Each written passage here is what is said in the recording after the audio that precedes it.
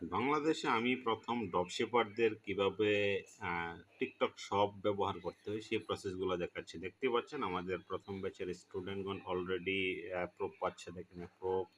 তারপরে আমরা যদি আরও দেখি যে সবার সেটআপ হইছে। দেখেন মোটামুটি এখন সবাই অ্যাপ্রুভ পেয়ে যাচ্ছে আস্তে, আস্তে। সবাই কারো কাছে যেমন রিজেক্টেডও হচ্ছে। আবার এটাকে আপিল করা যাচ্ছে। সব সুযোগ আছে। কিভাবে করবেন সব প্রসেসেই কিন্তু আমাদের দেখানো যাচ্ছে। মেক্সিমামেরই কিন্তু ফার্স্ট টাইম এপ্রুভ হচ্ছে।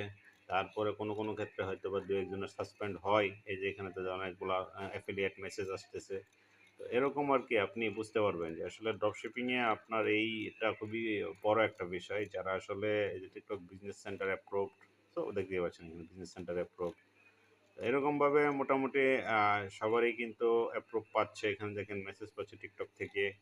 তো এটা হলো সবচাইতে গুরুত্বপূর্ণ বিষয়। কারণ এটা বাংলাদেশ আমি মনে করি একদম ১ম বলতে পারেন। বিকজ এই TikTok শপ তারপরে আরও একটা বিষয় আছে Google মার্চেন্ট সেন্টার। এখানেও কিন্তু এই জিনিসগুলা এখানে দেখানো হচ্ছে।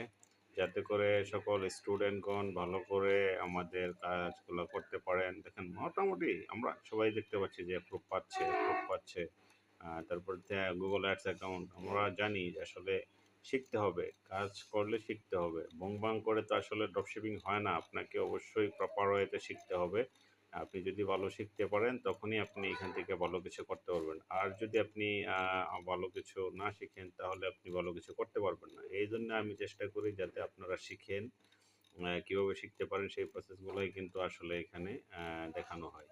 ঠিক আছে? সবাই দেখতে পারেন যারা আসলে TikTok শপ তারপরে আপনার আ আ তারপরে আপনার কি বলে Google মার্চেন্ট সেন্টার এগুলা সহ যারা আসলে কাজ করতে চান, যারা আসলে ওইগুলা নিয়া মানে মার্কেটিং এর এই প্রসেসগুলো শিখতে চান তাহলে অবশ্যই আমাদের আপকামিং ব্যাচে জয়েন করতে